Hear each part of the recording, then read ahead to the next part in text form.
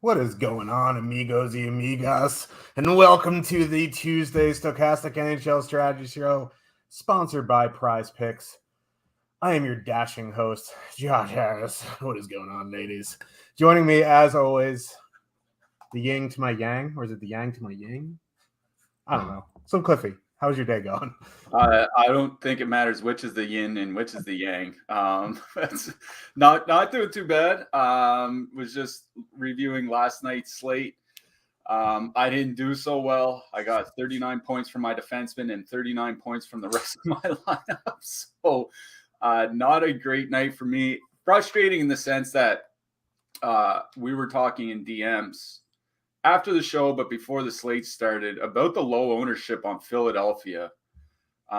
It was starting to kind of set alarm bells off of my head that on a 4-game slate, you might be able to get a top line against the Buffalo Sabres at low single-digit ownership. So I ended up going with Frost, Van Riemsdyk, and Tippett. Not the right line, as Cates and Farabee both scored. Travis Konechny had a pair of assists. Them's the breaks, as they say, but sometimes you do pick the right, if you're single entry 3-max, something like that, sometimes you'll pick the right team. You'll just get the wrong players. And that's what happened last night. And on we go on to today. How'd you do last night? I made an idiot late swap. I made an awful late swap. Like, it was like 6:58. Like, I try to set my lineup and then disappear until lock. Just so, like, I'll go cook dinner once I if I have like 7 p.m. players, I'll just confirm that they're playing where they should be playing and then go cook dinner because I don't want a late swap. But I, for whatever reason, right around lock, I was just sitting there going, yeah. And I swapped out Fiala. I swapped out UC Saros. I swapped out Gabe Velarde.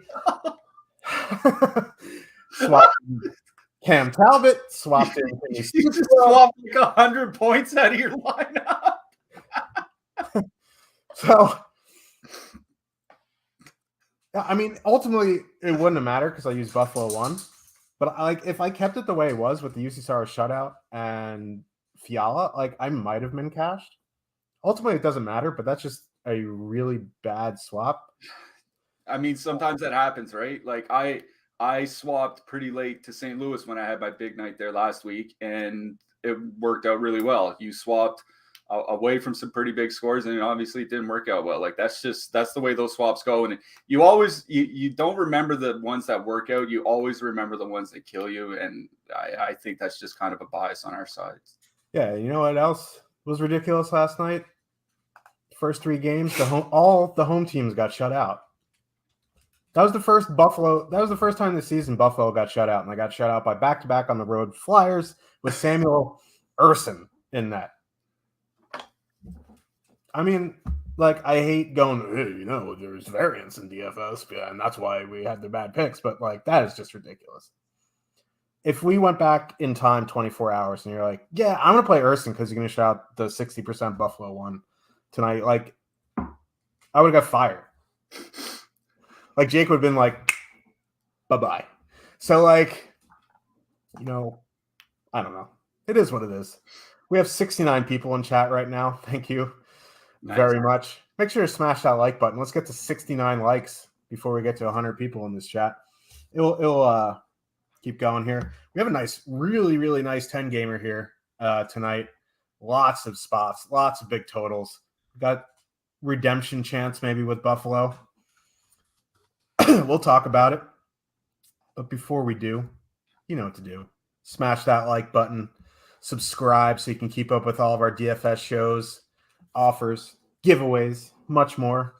Once you subscribe, hit that notification button to get alerts when our shows go live.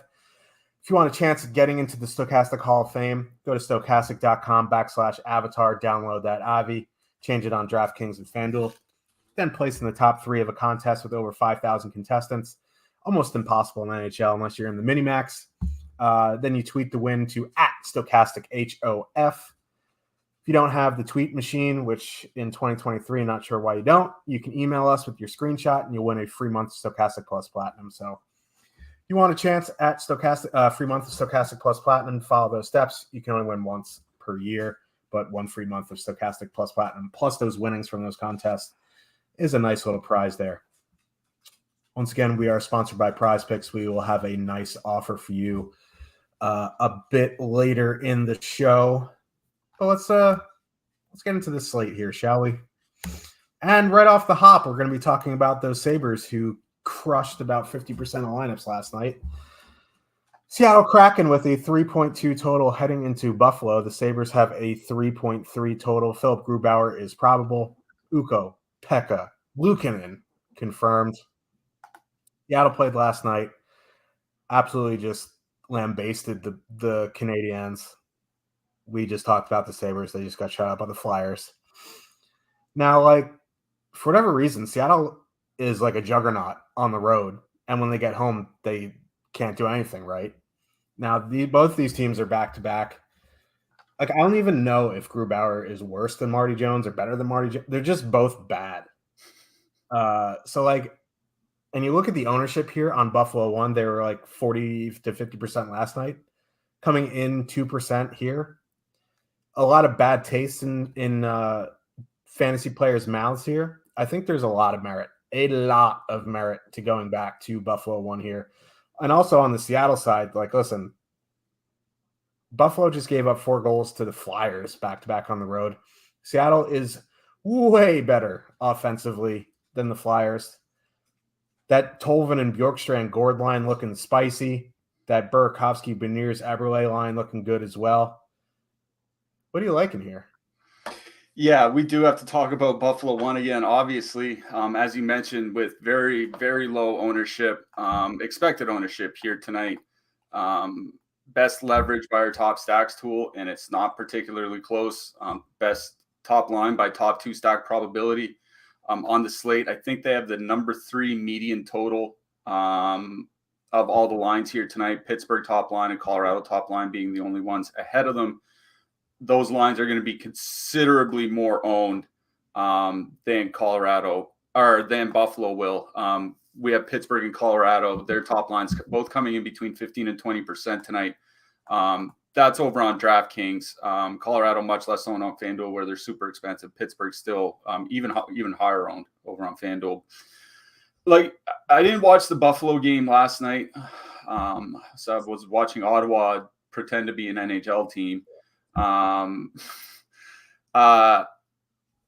I did look at the expected goals numbers for the game. The Buffalo top line on a per 60 basis still generated over 3 expected goals per 60 minutes of 5-on-5. Like they still got their chances, maybe not great grade A chances or whatever, but they still got their opportunities. I think that's certainly important here. It's not like they just, I mean, maybe they look like garbage again. I didn't watch the game itself.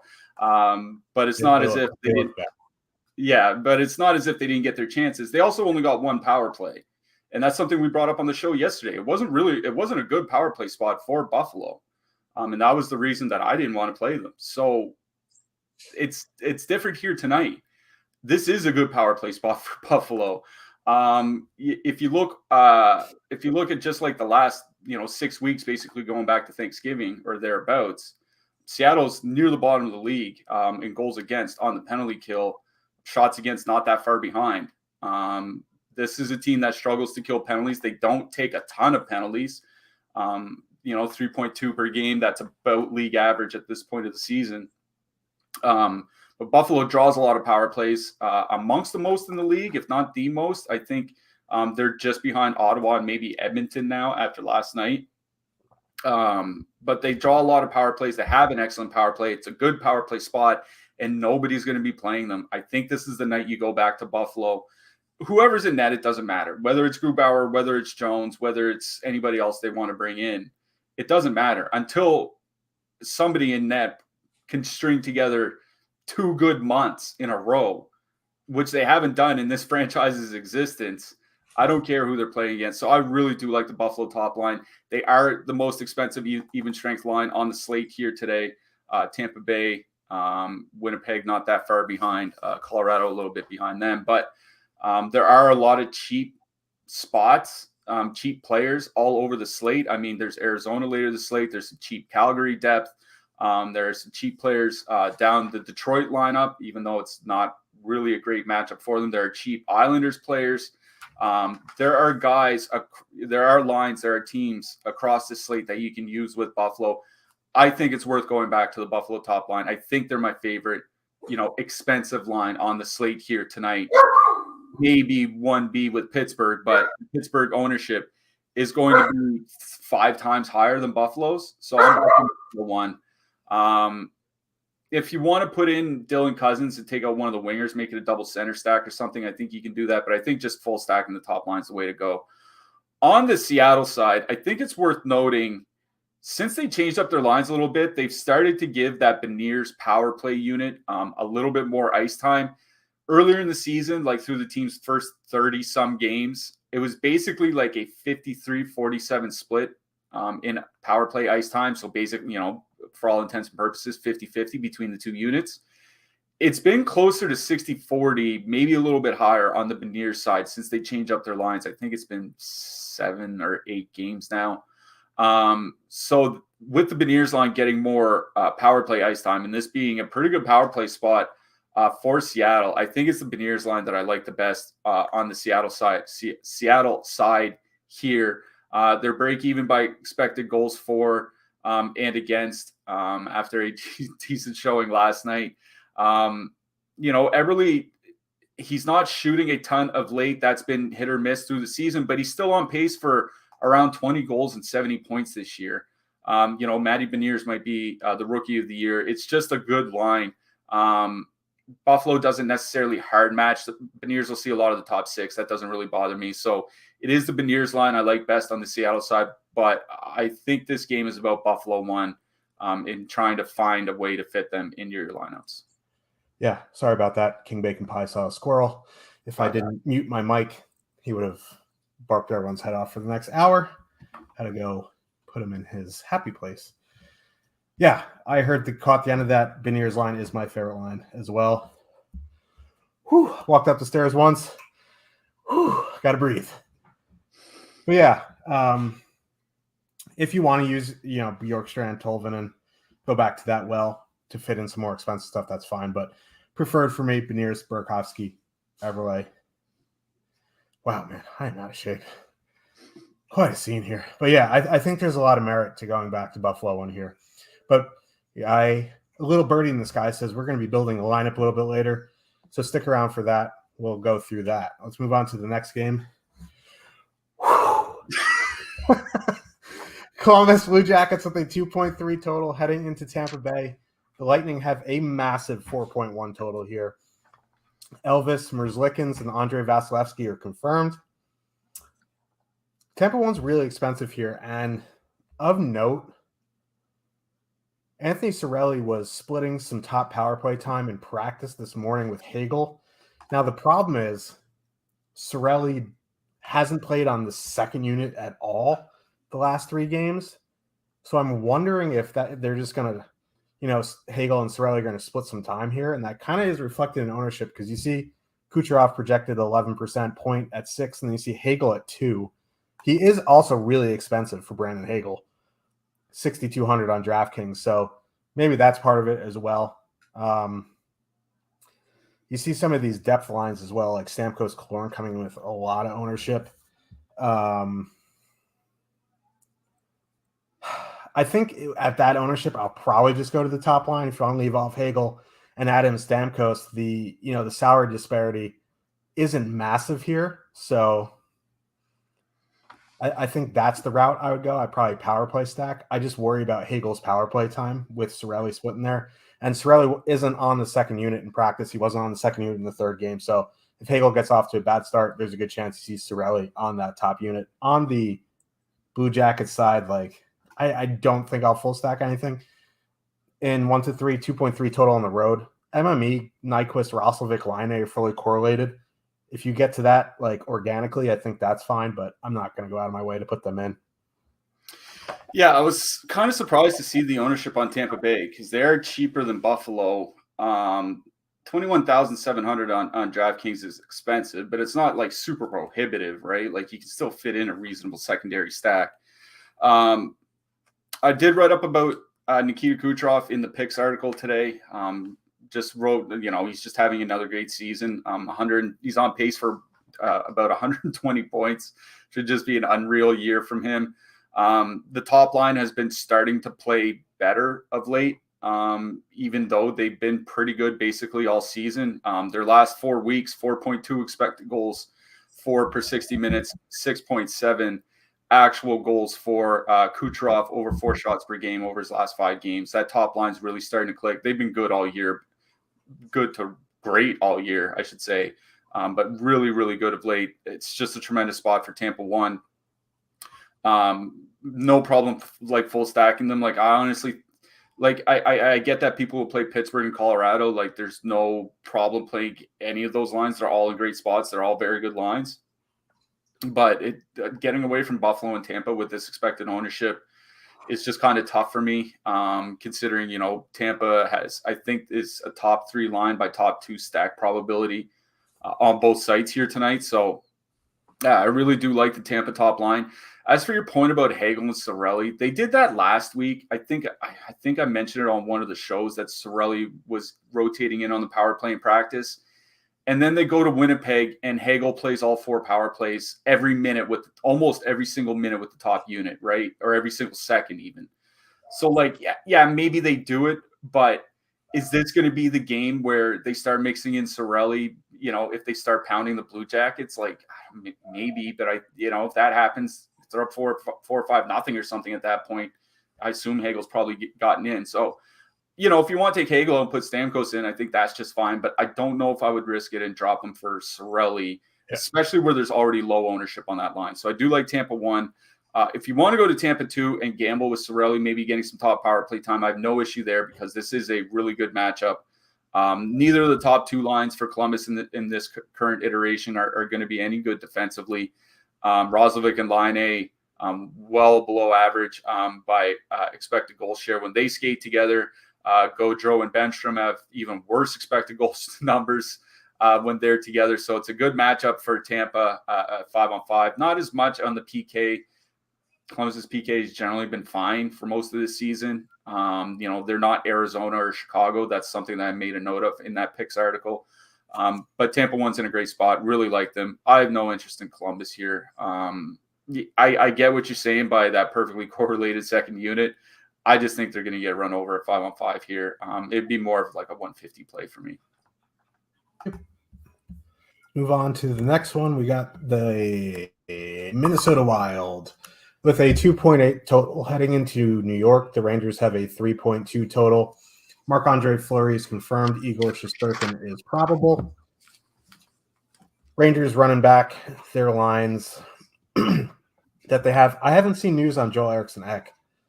I know he left hurt. Is there any update on him? All I saw was that looks like Max Zuccarello is going to be back tonight, but I haven't seen anything on Eriksson Ek specifically. Yeah, because he got hurt and left in their last game, so that's something of note. It'd be more of a note if the Wild were home, but they're on the road. Rangers dictate matchups here.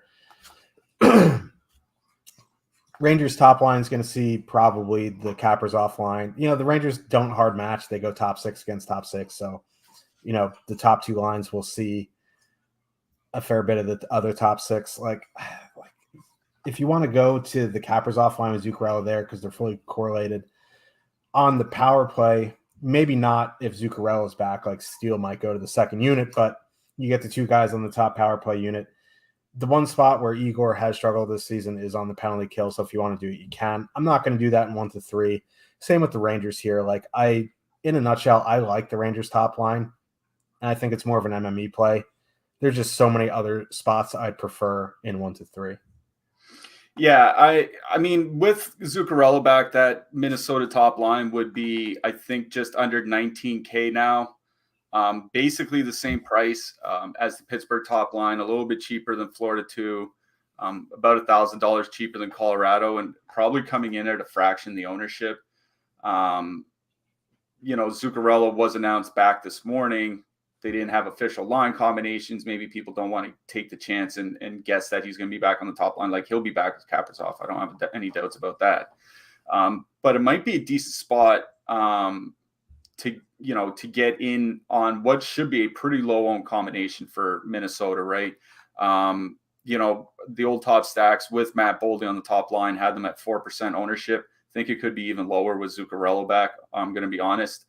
This seems like another one of those low owned spots that's one to look at in tournaments. It's just, going to face Igor. It's always, I know he hasn't been the same this season as he was last season, but that's always a pretty tough ask of almost any team to go in and it's just kind of blow the doors off of Igor Shesterkin. And, it's not as if the Rangers have like a terrible penalty kill or anything like that. About the middle of the league by shots against, top 10. I think they're just outside the top 10 by goals against on the PK since Thanksgiving. So it's not really a great power play spot for Minnesota, especially where the Rangers are only taking 2.9 penalties per game. That's, quite a bit lower than league average, which is about 3.25. Minnesota doesn't draw a ton of power plays. Like this iteration of the Rangers lines are both pretty good defensively. So I don't have a problem with going to the Minnesota top line because it's going to be pretty low owned and at the same price or a little bit cheaper than much higher owned spots like Pittsburgh or Colorado. That's why I would do it. I just think, honestly, even though they're much more expensive, I would probably just rather go to Buffalo one. And even though they're, a fair bit more expensive, I'd probably just rather go to Tampa top line. You know what I mean? Yeah.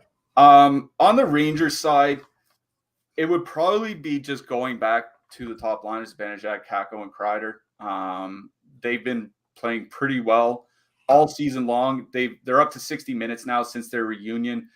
3 expected goals, 4 per 60 minutes, 5.1 against, 67 shot attempts generated per 60 minutes. They're creating a lot of offense. 2 out of the 3 guys on the top power play unit. Obviously, Minnesota has a good penalty kill, but it's starting to slide a bit, and it's not super elite. And, Kakko's come alive a little bit of late, right? I think he has like 10 points and 23 shots in his last 15 games or something like that. Not great, but he's doing something. And at his price, he doesn't need to be super elite. So I like the Rangers top line the best in this game. If you want to go to Minnesota one, because they're probably going to be pretty low owned, even at their price, I think it's fine. But I think it's the Rangers top line that I would gravitate towards here. Yeah, they're kind of on the fringe for me in 1-3. They're more of a 20 to 150 max. Let's move on to a festival in Pittsburgh. Vancouver Canucks with a 2.8 total.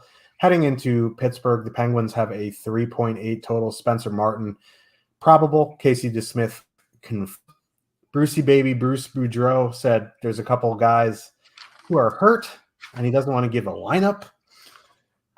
Yay. No idea who that could be. It's kind of hard to project. Like the lines as they are right now are Patterson, Kuzmenko, JT Miller, Mikheyev, Horvat, Besser. But if one of those guys is one of the hurt ones, he can completely blow up the lineup.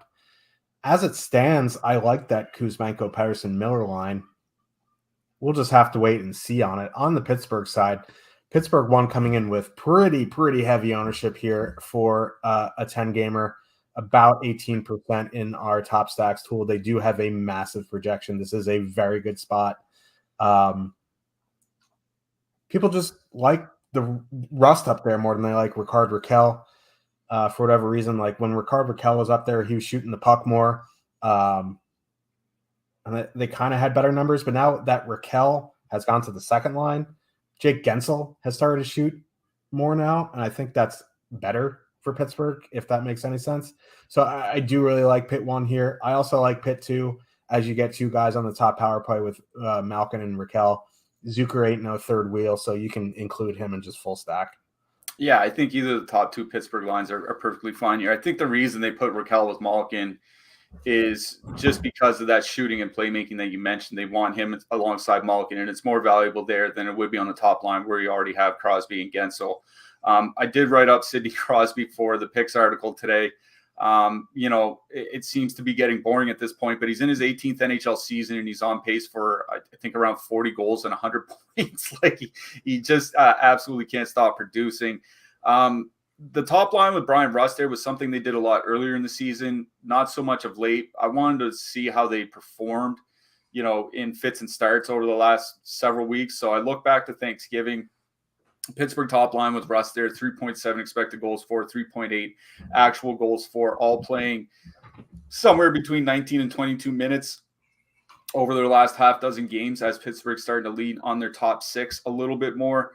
I think it is a tremendous spot for Pittsburgh, and more importantly, it's a tremendous power play spot for them. Like Vancouver, as I mentioned in that picks article, last by PK kill percentage in the league this year, 68% or something like that. It's abysmal. Even if you look just since I think December 1st, they're still giving up the fourth most goals against per minute while on the penalty kill. So the big note that I made was that Rakell, since joining the power play there maybe about 5 weeks ago now, completely changed the way that Pittsburgh power play has looked. Since Rakell joined, they're generating 19% more shots, 57% more goals. Do they still, produce like that with Ty Smith running the power play instead of Chris Letang or Jeff Petrie? I mean, we'll see long term, or at least until Letang gets back. But Pittsburgh 1, I think, is perfectly playable here. I agree with you. Pittsburgh 2, definitely a playable line here tonight. Coming in with negative leverage, but even at 10%, I think it's just fine. Either of the lines are fine. I'll lean to the top line because I think Gensel, Crosby, and Rust will just get more ice time, and they've been playing better than that Pittsburgh second line of late, but I think either are fine. On the Vancouver side, that Pedersen Miller line is intriguing. I was looking at their time together, though. They're kind of getting run over defensively, which I think, you kind of expect with any line with JT Miller on it. I don't really dislike that second line, Horvat, Besser, and Mikheyev. I mean, you get Horvat and Besser on the top power play unit. In their sample together, they're up to about 80 minutes. They're actually plus by expected goal share. They're over 50%, 2.8 expected goals for, 2.5 against. Besser's shooting a bit, 24 shots in his last 10 games. He has a couple shot bonuses mixed in there as well.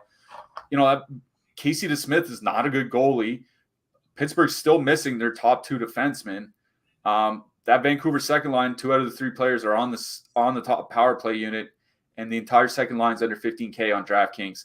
I think that Vancouver second line is one of those mid-price lines. That's going to get overlooked here tonight. That's really not in that bad of a spot. So I don't mind Horvat, Besser, and Mikheyev, but this is obviously about the Pittsburgh top line for me.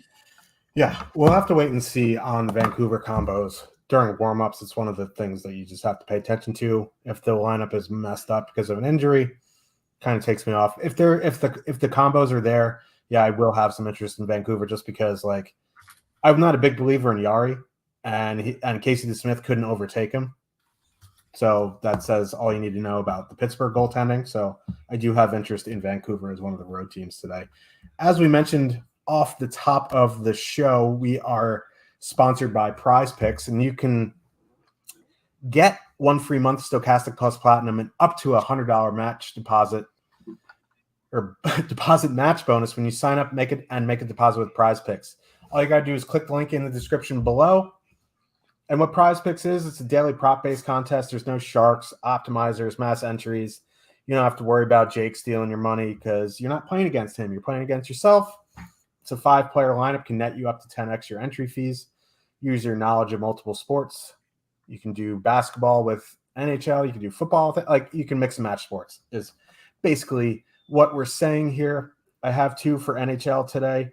I have Steven Stamkos over 3 shots on goal, which is nice because if he has 3, it ends up being a draw. And then Timo Meier over 4.5 shots on goal as well in Prize Picks. So make sure to check that out. Click the link in the description below. Get your free month of Stokastic Plus Platinum and the $100 deposit match bonus. Let's move on to the next one. New Jersey Devils with a 2.8 total.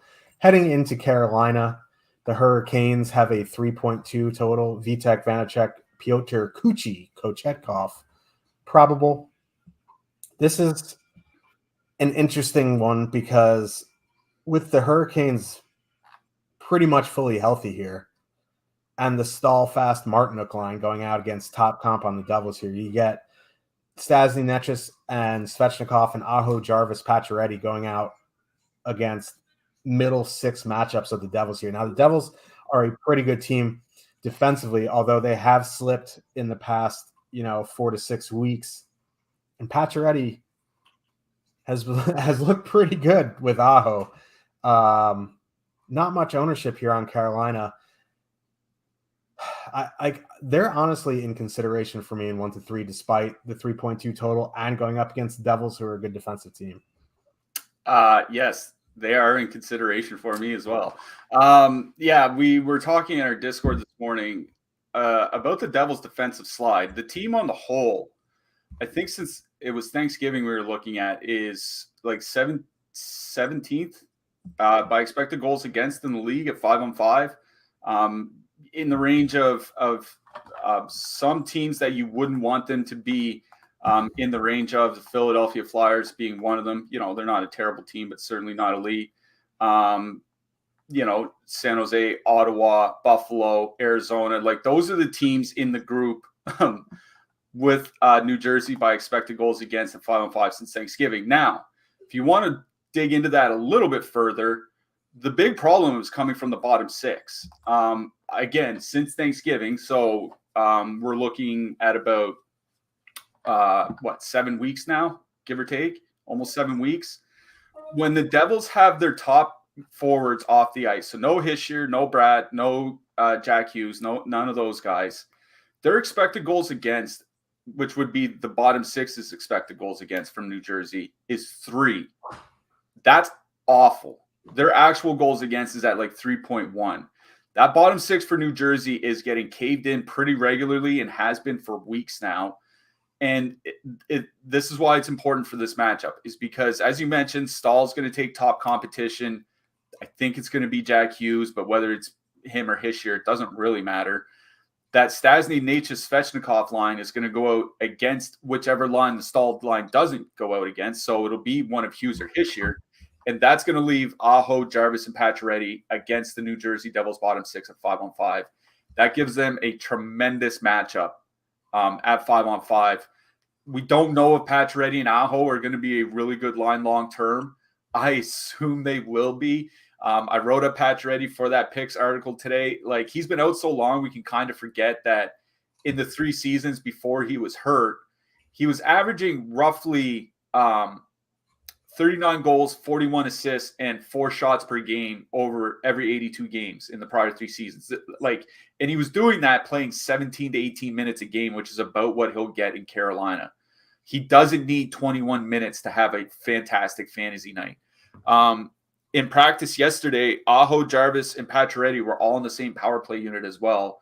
What I guess would be the second unit with Brett Pesce, but the same power play unit regardless. So this is a perfectly correlated line on the power play that is going to get bottom 6 matchups at home. I really like Aho, Jarvis, and Pacioretty. If you want to go to the New Jersey side, I think the line that I would go to would be the Bratt Hischier line, just because I think they're the line that misses Eric Staal. But I'm going to be honest, there's not a lot that's appealing for me from New Jersey in this matchup amongst their forwards. I think this game is all about the Aho Pacioretty line. Yeah, and Carolina has a very good penalty kill. They're very good defensively. That Staal line is ridiculous. Not the best matchup for New Jersey. If you want to play Hughes, I think that's fine. That dude has just been on an unreal tear. But again, not a priority to me. We got a $1 super chat from James. Thank you very much. I would assume that's from Cliffy answering some questions in chat. So thank you very much. Appreciate the super chat. Any questions? Just keep asking, man. We'll get to them if we get to them. So let's move on. The Winnipeg Jets with a 3.2 total heading into Detroit. The Red Wings have a 2.8 total. Connor Hellebuyck is probable. Ville Husso is confirmed. We saw in an Island game over the weekend, Ehlers, Dubois, and Connor absolutely just go nuts against the Canucks. This is an equally as good matchup here. What's his face? Tyler Bertuzzi is back for the Wings on a line with Larkin and Raymond. Right? Yeah. And then that leaves, for whatever reason, like they demoted Perron down to like the third line. But it is what it is. We like the iteration of old Detroit one here. I just like Raymond hasn't been playing great this season. Bertuzzi's been out for a while. I guess if you want to try to get ahead of the trend and play them here, that's fine. But like if Connor Hellebuyck is confirmed, it's just a brutal matchup. This is about the Jets for me. Excuse me. Yeah, I'm gonna start on the Detroit side because they did, throw Tyler Bertuzzi not only on the top line but the top power play unit as well. So the top power play unit has Bertuzzi and Larkin. Then it also has Perron and Fabry. Perron and Fabry are what is on, I guess, the third line for Detroit. Whether they actually end up with true third line minutes, I doubt. But we'll just call them Detroit 3 for now. So they're going to be going up against the Winnipeg bottom 6, which is kind of interesting to me because, I do think Winnipeg has a really good top 6. I think the Winnipeg bottom 6 is really bad. That's why we kind of pick on top lines going into Winnipeg, is because they use that third line as a shutdown line, and it's not very good. So I don't really hate like a Fabry Perron 2-man if you want to do that here tonight. But the problem is Winnipeg has one of the best penalty kills in the league. They don't take a lot of penalties. And I saw a tweet earlier that made me look something up. And I just realized it. The team allowing the second fewest goals against per minute this season, next to only Boston, is Winnipeg. It's not only a function of Connor Hellebuyck playing well, and he's playing extremely well, don't get me wrong, but the team itself is playing well, and they're not taking a lot of penalties, and they're doing a very good job on the penalty kill. Detroit's going to have to get there at 5-on-5. Does one line score enough here to have a GPP winning score at 5-on-5 against Connor Hellebuyck? Like, it just seems like a pretty tall task. Not super excited about anything in the Detroit top 6. Like, I get if you want to use Larkin and Perron and Raymond, they do have a history of some success together. Not as good as you might think. I was looking at Detroit's top line numbers since January 1st of last year. It's about 240 minutes together, 2.6 expected goals for, 2.9 against, 1.7 actual goals for, only shooting 5.4%. But, even if you double that, 3.4 goals for per 60 is pretty good, but it's not elite or anything. It's a really tough matchup. I do think Detroit 3, that Perron line, is the best line for me from Detroit in this game. Now, on the Winnipeg side, Ehlers, Dubois, and Connor have played a little bit together, not only this year, obviously, since Ehlers got back, but last year as well. And they've been absolutely electric offensively. 3.6 expected goals for in 110 minutes together, 6 actual goals for. Kyle Connor has 45 points in his last 31 games. That's like 120-point pace or something like that. It's just absolutely obscene what he's been doing. Not seeing a lot of ownership on that Winnipeg line either. Like I said, I don't mind Detroit 3, but I think it's Ehlers Dubois that I like the best here, and it's not particularly close, especially when you look at that Detroit penalty kill. The Detroit penalty kill has been struggling basically all season long. They've had their fits where they've been fine, but certainly have not been good of late. I was looking at their numbers for that picks article earlier. Bottom 10 by shots allowed per minute on the penalty kill since December 1st. Only Arizona's giving up more goals per minute. It's a really good spot for that Winnipeg power play, even if they don't draw a ton of power plays. I like Winnipeg one here quite a bit. Yeah, and I like Ville Husso as a goalie. He can only just do so much on this roster. There's like no one who could play defense on this roster. No. It's just literally no one. Yay. I like Winnipeg as well. Let's move on to the next one. Got a 5.5 total in this one. Dallas Stars with a 2.8 total. Heading into the Island, that sucks. The New York Islanders have a 2.7 total. Jake Ottinger, Ilya Sorokin confirmed. I saw a tweet from an Isles beat writer. I think it was Kevin Kurz, that Sorokin has exceptionally better numbers at home than he does on the road. Doesn't really have like context to it, like who they're playing or who he was starting against, but generally he has better numbers at home. These Islanders lines are just miserable, like legit miserable. Big news for the Stars. Rope Hintz is out. Tyler Seguin up on that top line. Like this game, just I think my favorite thing out of this game is the goalies. If you want to go to that Dallas one with Seguin there, Seguin is going to jump up onto the top power play. It's a $2,300 discount from Rope Hintz.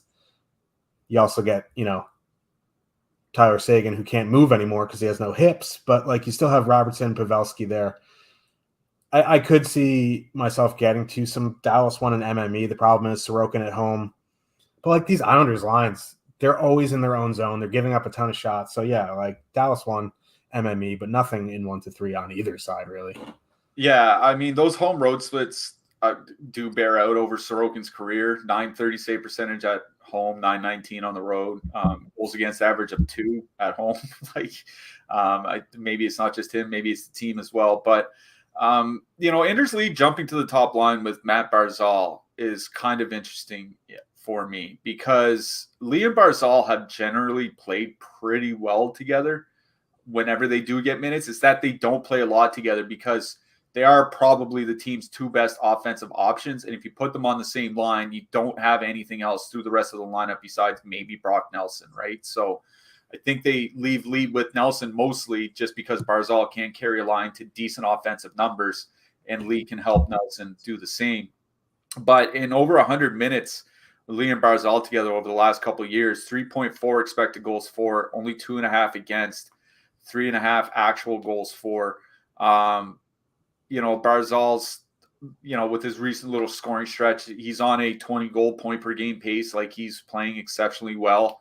Hintz being out, Robertson and Pavelski are really good players. And I think Robertson's one of the guys that should be in the Hart Trophy conversation. So it's not as if it's going to be a bad line, but you just kind of have to look at somebody like Kirill Kaprizov in Minnesota, right? Like when Zuccarello's not there, yes, Kaprizov is by far the better player, but they do have a certain amount of chemistry together that they don't have with other players. And I'm kind of wondering if, Hintz and Robertson might have that where Seguin and Robertson don't.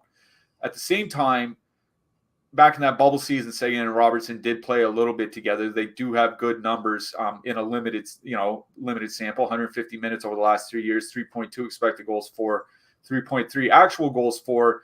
you're right. I think Seguin goes to the top power play unit as well. So they're perfectly correlated, but it's not a great power play spot. The Islanders only 3 power plays given up per game.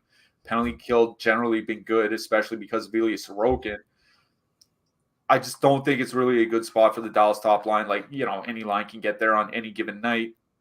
They do have almost no ownership. Like we're probably going to see this line coming at like 1% ownership, which is why you might want to play it if you are playing 20 lineups or 50 lineups or something like that. Other than that, I think this is more about Liam Barzal for me. I really like that 2-man. If you want to throw Holmstrom on there because he's only 2,500, go ahead and do that. It's a pretty cheap stack to put together in that sense. But it's Barzal and Lee that I like the best, especially where the Islanders mercifully are going back to their old power play units. They're not breaking everybody up. So you are getting Liam Barzal on the power play unit with Noah Dobson. So Liam Barzal for me, nothing for me from the Islanders' depth. I don't want anything to do with that third line. Nelson's numbers without Anders Lee are really bad. Like, I mean, is this guy an NHLer bad? 1.4 expected goals for, 3.4 against over the last 3 years when he doesn't have Anders Lee beside him. So I think it's about Barzal and Lee. If you want to go to the Dallas top line, I think that's fine, but it's the home side for me. Yeah, not my favorite game on the slate. Not Vegas's favorite game either. They're not expecting a lot of goals here. Before we move on, we have a $4.99 super chat from Wolf Girl, one of our favorites. What's up, Wolf Girl? Thank you very much for the super chat. She says, appreciate your hard work every day, boys. Thank you for tuning in. Thank you for being in our Discord, asking the hard-hitting questions, dealing with the boys stuff. And dealing with idiots like us. Thank you for appreciating the work we put in, and thank you for providing the pictures of your pups, your dogs. We love seeing the dog pics in the chat whenever you do post them. So thanks for the super chat, Wolf Girl. We really appreciate it. Yeah, and shout out to Haas for not understanding that Arctic sled dogs want to be outside. Anyway, let's talk about Haas's Blues. He's going to kill me. It's all right. Calgary Flames with a 3.3 total heading into St. Louis. The Blues have a 2.7 total. Jacob Markstrom and Jordan Binnington are confirmed.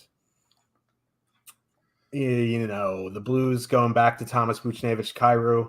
I like that line in a nutshell. Not the best matchup here. The Flames kind of have, I don't want to say like been better for DFS. Like they've been better for actual hockey with these lines. I don't know how great they've been for DFS, like because they split their minutes pretty hard. But that Lindholm to Foley Dubé line, as long as you don't watch Dubé play hockey, has been pretty good for DFS. Like watching Dubé play hockey is one of the most frustrating things. But like if you don't watch him, he'll get his assist and the couple shots on goal at 3,900. That's good enough. I do like the Toffoli Lindholm Dubé line. Don't mind the Backlund Coleman Mangiapane line. Blues don't take a ton of penalties, so I don't think that it's necessary to power play stack here. I think you can full stack. But yeah, Blues won. Really like the Flames. I don't know if anything's going to make the cut in 1 to 3, but they're at least in consideration. Yeah, it's interesting that, with the injuries, any scoring is probably going to be concentrated on the top line, maybe the second line. Shen and Saad have definitely been playing pretty well since those injuries hit. But, our lineup builder has a median projection for that St. Louis top line of 32 points. That's not nothing. I mean, that's higher than any line from Detroit that we just talked about. It's higher than any line from Carolina that we talked about, higher than any line from New Jersey, higher than any line from Vancouver, about in line with the Rangers top line that we talked about earlier in the slate. They're not coming in with much ownership. So I think St. Louis 1 is in consideration here. It is a pretty tough matchup, though, mainly because Calgary has a really good penalty kill. The Flames do take a lot of penalties, 3.6 times shorthanded per game. But like you said, St. Louis doesn't draw a lot of power plays. Maybe they get 3 opportunities here tonight if they're lucky. And the Flames just have a really good penalty kill. So, I don't have any issue with using that St. Louis top line or the second line, really. They haven't been playing, particularly well either. But when you're shooting 17% at 5-on-5, it will certainly look like you're playing well. If you want to use Sad and Shannon and two-man, or Shen and Barbashev or something, I think that's fine. But St. Louis top line at least has to be considered, amongst the higher end of the mid-price lines, let's say. But honestly, I think I would probably just rather and go play like the Rangers top line for relatively the same price. Even that Vancouver second line that I mentioned earlier against Pittsburgh, I think that's another option there. So certainly the Carolina, Pacioretty, Aho line we just mentioned, I think those are all lines that I'd rather use instead. So for me, it's about the Calgary side. Not seeing any ownership until Foley, Lindholm, and Dubé kind of makes me want to go that line. They've been pretty good since being put together, and we're up to 120 minutes now, which in Daryl Sutter time is about 10 minutes games worth 5-on-5 ice time. 3.4 expected goals for, 2.2 against, 4.7 actual goals for. They've been playing exceptionally well, creating actual scoring chances, which is not something this Calgary Flames team did through the first 30-some games of the season. I really do like Toffoli, Lindholm, and Dubé tonight. If you want to save some money and dip down a little bit, I think Backlund, Coleman, Mangiapane is just fine. They've been playing exceptionally well since being put together. Also, coming in with a bit more ownership. But like you mentioned, St. Louis doesn't take a lot of penalties, 2.5 times shorthanded per game. So I think you want to focus on the 5-on-5 matchup and the way the lines are playing at 5-on-5 more than the power play. So, Backlund, Coleman, Mangiapane, something like that. Perfectly acceptable, but I think it's the Foley, Lindholm, and Dubé that I like the best in this game. Yeah, that's my favorite line as well. And if you roster them, just don't watch. Like, Dubé is a legitimate Tasmanian devil on the ice. Like, he's just all over the place. Your blood pressure is gonna go through the roof if you're above 35. If you're under 25, you're gonna just start hitting. The kegerator is just gonna be a scene. But anyway, we can offer you a 5-day risk-free trial for Stokastic NHL, and it gives you access to everything we have to offer: projections, ownership, top stacks tools, rankings, everything you need to have success at NHL DFS. You also get the Discord, which we just talked about. Very valuable things going on in the Discord. You get the late breaking news, the lineup builder here. While it's up, since we use it for the show, let's try to build a lineup here with you guys. 165 of you in chat. Smash that like button. We're going to build a lineup before we get to the last two games. We've gone through 8 of them, so we can build a lineup without the last two teams or the last 2 games of the night. So who's going to be the primary? You want to go back to the I don't know. That's a good question. Let's just do something a bit chalkier and then try to get different with a secondary and defenseman. Okay, so let's put in Pittsburgh one then. Okay, let's do that. We'll go Crosby, Rust, and Gensel. There we go. All right, secondary stack. Who are we going to look at here? I mean, I think we can fit Winnipeg in. No, we can't. No. Why don't you try the Pacioretty line, see if you can fit them? Yeah, we can do that. Aho, Jarvis, Pacioretty. 13,008 left. We put in a 7,800 goalie, lives 3,000 defenseman. We can definitely do that. I say we go with that Carolina line. Yeah. Who you liking in that? Like, Sorokin's kind of cheap. Yeah, that's the guy I was thinking of. He's in my picks article. He's going to be double-digit ownership, but it's a really good spot for his price. So the thing about goalie ownership is it doesn't matter if they're legitimately goalie points is what matters. Yeah. And if you think he's going to be the top scoring goalie, you put him in. What's left for defenseman? 3,100 for each defenseman on average. So here's the thing with Pit 1, Ty Smith is running that top power play and he's 2,900. May as well put Smith in then. Yep. All right. Smith is in. We got third. Jonas Siegenthaler is the defenseman I was looking at for $3,300, but I don't want to take him going up against Carolina. I don't think. I mean, well, yeah, that's kind of true. Like 3,300 is a kind of a weird spot. Like I don't want Essel and Dell going up. I mean, you can play Essel and Dell against your goalie. Like it's not going to be like a huge thing because. But let's see here. Who else we got? I mean, we could put, I guess, Tyler Myers against Pittsburgh, but I'm not sure I want to do that either. I kind of You know who I was thinking is Andrew Peak from Columbus because Gavrikov is out. That's a good one. Imagine Peak's probably going to have to play 23, 24 minutes. Yeah. I like taking those shot blocking defensemen against teams in massive totals. All right, let's do that. So Peak.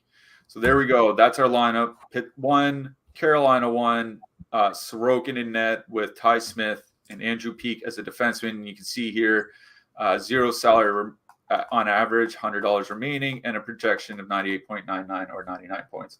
When I make my lineups, I try to make sure they're over 95 points, unless it's like a 3-game slate or something like that, and I'm trying something different. But just as a rule of thumb for DraftKings, if you're using a lineup builder, if you put a couple stacks together and put your lineup together and it comes out to 81 points, you might want to look for something a little bit different. It doesn't have to project for like 108 points or something, but somewhere in the 95. 90s.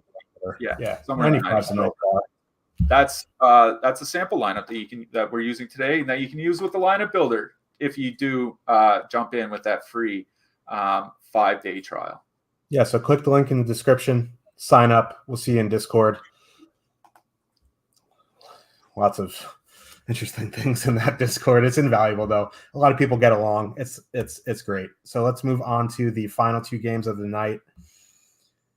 San Jose Sharks with a 3.4 total heading into Arizona. The Coyotes have a 3 total. Capo Kakinen and Karel Vejmelka are confirmed. Looks like DFS Stokastic darling Barrett Hayton up on that top line with Schmaltz and Keller. That is a fully correlated line. Nice. Also, really like going back to Hurdle and Meyer. Like, they're getting a lot of ownership, but it's less than the Pittsburgh top line. Coyotes penalty kill, abysmal. Hurdle and Meyer on the power play, very good. You get LeBanc there at 3,600 as well. He's not on the top power play, but he actually has been playing pretty well this season. You don't need too much from him. If you want to leave him off, adding Couture, Barabanov for more power play, that's fine. I think both top lines, I wouldn't game stack them against each other, but I think depending on what price points you need here, don't mind Barrett Hayton tonight. Yeah, probably both top lines, definitely for me. I was looking at San Jose top line has more or less been together a lot of this year. Certainly, I think Barabanov's been on the top line at times, so is Nieto or whatever, but it's LeBanc, Hurdle, and Meyer that have been playing a lot. So looking at their numbers just since December 1st, so 6 weeks about that. You want to talk about high event hockey? 4.6 expected goals for per 60 minutes of 5-on-5, 3.2 against, 5.2 actual goals for, 2.5 against. They've been giving it up defensively, and even though the San Jose goaltending has been playing poorly of late, they've been playing well enough with that top line on the ice. So not a terrible matchup for the Arizona top line, especially where San Jose's penalty kill has really been let down by their goalies of late. Should note the Sharks still aren't allowing a lot of shots on the penalty kill. It's just the goaltenders have stopped saving them, which wasn't the case for them. Big deal there. Yeah, it's a little bit of a problem for them. It wasn't really the case through the first 2 months of the season, but it certainly has been for the last month. And where those guys are all perfectly correlated, I think they're definitely in play. If you want just one-off Hayton because he's so cheap, I think that's fine. If you want a one-off Keller, I think that's fine. But where they're perfectly correlated, it's tough to just one-off one of the guys here unless it's Hayton because he's only 2,700. You know what I mean? So I really do like that Arizona top line. Hayton and Keller have played well together. Going back to last year, 3.2 expected goals for, 3.4 against, 3.5 actual goals for, 50% by shot attempt share, which on an Arizona team feels almost impossible in any meaningful sample, but they're actually doing it. So I don't mind the Arizona top line. Nothing for me from the depth. Since Michelli got hurt, it's just been it hasn't been the same for Lawson Crouse. So nothing for the Arizona depth for me. On the San Jose side, I agree with you. I really like that top line here. If you want to make it a power play stack, take out LeBanc, put in Couture or Barabanov. I think that's just fine. Arizona has one of the worst penalty kills in the league, right down there with like Chicago and Vancouver. So, and they are one of the most penalized teams in the league as well. So San Jose could certainly get their opportunities here tonight. I do like San Jose 1. I do like Arizona 1. There's going to be, disproportionate ownership on both, but I think it's just fine considering it's a 6.5 total in this game. There should be a lot of ownership. Yeah, and the Coyotes have a 3 total, which is I think their highest total this season. And that's more of a reflection on how bad the Sharks are defensively. Because if you go back, it's not even maybe a week ago when the Sharks played the Ducks in Anaheim. That Timo Meier had 2 goals and 10 shots on goal, and the Sharks lost in overtime because they couldn't do anything defensively. The McTavish line went absolutely nuts against them. So this could be some serious high event hockey.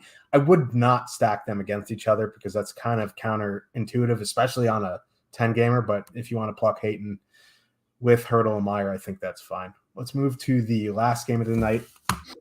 We have the Florida Panthers with a 3 total heading into Colorado. The Avs have a 3.4 total. Sergei Bobrovsky is confirmed. Alexander Georgiev is probable. Colorado going back to McKinnon, Lehkonen, Rodriguez, Newhook, Rantanen, and Compher. I like those iterations just because Evan Rodriguez shoots more when he's with McKinnon. Rantanen shoots a lot more when he's away from McKinnon, so it gives them a little bit more dynamic 2 lines here. The Panthers kind of blew up their lines a little bit in practice yesterday. The lineup builder does not reflect that. It was Sam Bennett with Tkachuk and Verhaeghe, Barkov with Reinhart and Anton Lundell, if I remember correctly. Who's there? I always forget the coach's name. He was the Winnipeg coach last year. Paul Maurice. Class A dingus. In theory, I like these lines, but I don't think testing them out against the Avs tonight.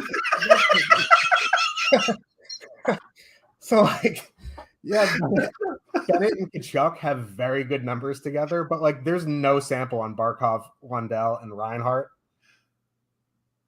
Can it be good? Yeah, but I just don't know if this is the spot to do it. Yeah, I was looking at Barkov and Reinhart over the last couple of years together. They do have 110 minutes together without Carter Verhaeghe on the left side. So you'd probably be looking at maybe Anthony Duclair was there at some point when he was healthy. Maybe Mason Marchment last year or whatever. But not good, but not great. 3.2 expected goals for, 2.7 actual goals for. That's not what you want from a top line. I think it's still playable for this reason is that they're going to see a lot of the Colorado top line. And Erod and McKinnon, you want to talk about firewagon hockey. They're up to 60 minutes together, playing together this year. 4.4 expected goals for, 4.2 against per 60 minutes. That's street hockey. 5.2 actual goals for, 5 against per 60 minutes. It's like low grade power play time whenever those two are on the ice together at 5-on-5. It's fun to watch as a hockey fan. I watched that last game. It is fun to watch. I'm sure it doesn't make the coaches super happy, but for that reason, I think the Florida top line is going to get their opportunities here tonight. And Colorado's penalty kill has not been very good. That's something that you and I mentioned on the last couple shows. At best, middle of the pack. At times this year, bottom 10. Florida. Now with Reinhart on the top line, you get 2 out of the 3 guys on the top power play unit. I think Florida 1 is definitely in play here. I did mention them in that picks article. What I wrote about them was that they had the second highest top 2 percentage of any line priced under 16,000 tonight on DraftKings. They're not getting a lot of ownership. I think Florida 1 is one of those mid-price lines with 2 guys on the top power play unit that people are kind of overlooking that I think is definitely in play especially against an Av team with a mediocre at best penalty kill and a top line that just races up and down the ice. Should be a fun one to watch. Not so much on Florida 2. Florida 2 is playing extremely well, don't get me wrong. But that Colorado second line with Rantanen and Compher, they really drag down the pace of play when they're together. I expect Florida 2 is going to be in a slog here tonight, so it's the Florida top line for me. Colorado 1 also very much in play, like I said, because they do race up and down the ice. Florida's penalty kill not very good either. Florida takes a ton of penalties. I think it's the second most in the league now, behind only Arizona for time shorthanded per game. So it could be a really good spot for the Colorado power play and those top guys. So I like both top lines here. If you want to make it a power play stack, take off Rodriguez and put on Rantanen or something like that, or put on Comfer. I think that's fine. But Rodriguez is priced fine. He's probably going to play a lot of minutes because, that's just what they're doing until they get fully healthy. He likes to shoot the puck a lot. I think it's both top lines for me in this one. Yeah. This game is going to be a festival. Yeah, I can't wait to watch it. Yeah, and it's not at 10:30. It's at 9:30 Eastern, which is great. Last game of the night, 9:30 Eastern. 3:03. Yeah, I know it's 3:03. I'm saying this game is at 9:30 tonight. Let's talk a little bit of defenseman here. I'll go some cheapies. I'll let you talk about, if you have other punts as well, you can add those in. But Ty Smith is the obvious one, power play one for Pittsburgh, 2,900. He's going to be popular. Just keep that in mind. Don't mind Brett Pesce, 3,900. Sebastian Aho, the Isles. Sebastian Aho, 2,600. Scott Mayfield as well, 3,600. Andrew Peak, 3,200. Essa Lindell, 3,300. Any other punts you like? Brendan Dillon. I always play him, even though he doesn't seem to get there, but he has good block shot rates. Don't mind Brendan Dillon for cheap. In the mid-priced range, I only wrote down 3 guys. I wrote up Colton Parayko in the picks article. He's averaged over 25 minutes a game over the last 11 games because they have so many injuries on the blue line. Not a great matchup against Calgary, but I think there's a chance he has one of those games where he's like 3 shots and like 6 blocks or something like that, something crazy like that. I think that's definitely in play for him here tonight. Shane Gostisbehere running the top power play for Arizona against that Sharks penalty kill. That's, as James and Chat mentioned, generally been pretty good this year. It's been the goaltending that's really let them down as late. Mid-price range, I'll mention Jake Wallman as well. I think he's fairly priced now at 4,100. I think it is on DraftKings, but I still think that's, especially where he's getting secondary power play time now, I still think that's perfectly acceptable to play him at 4,100. Yeah, I like the Wallman. We love the Wallman. Who you liking in net tonight? There's some fairly obvious ones, but there's some sneaky options as well. Yeah, Sorokin is the guy that I wrote up in the picks article. I think he's probably going to end up in my lineup. I haven't made a lineup yet, but it seems likely. If I wanted to pay up, probably Georgiev. Colorado's done a decent job at limiting shots, but Florida can generally generate shots against almost anyone. So don't mind Georgiev if you want to pay up. If you want to go cheap, King Carl at home against the Sharks and Vitek Vanacek on the road against Carolina. Any goalie against Carolina will always be of interest to me on any slate.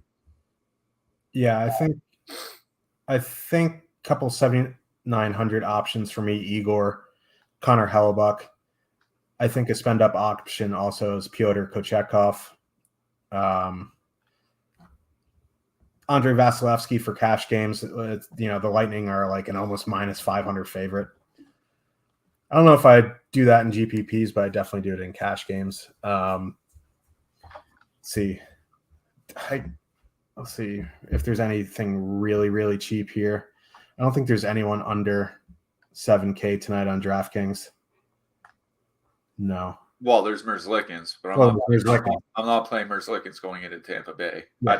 I'd rather just not play. Yeah.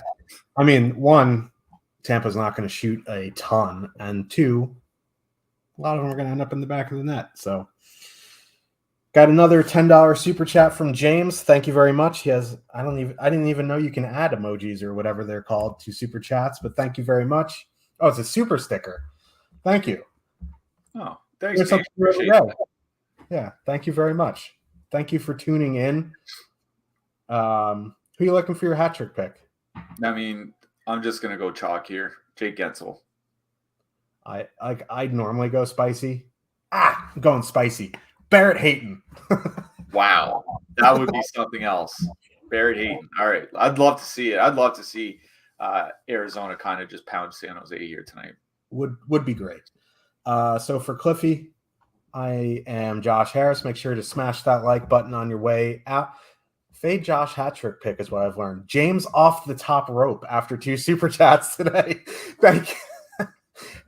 What a way to end the show. Yeah. We will actually be back tomorrow. There is a 4-game slate.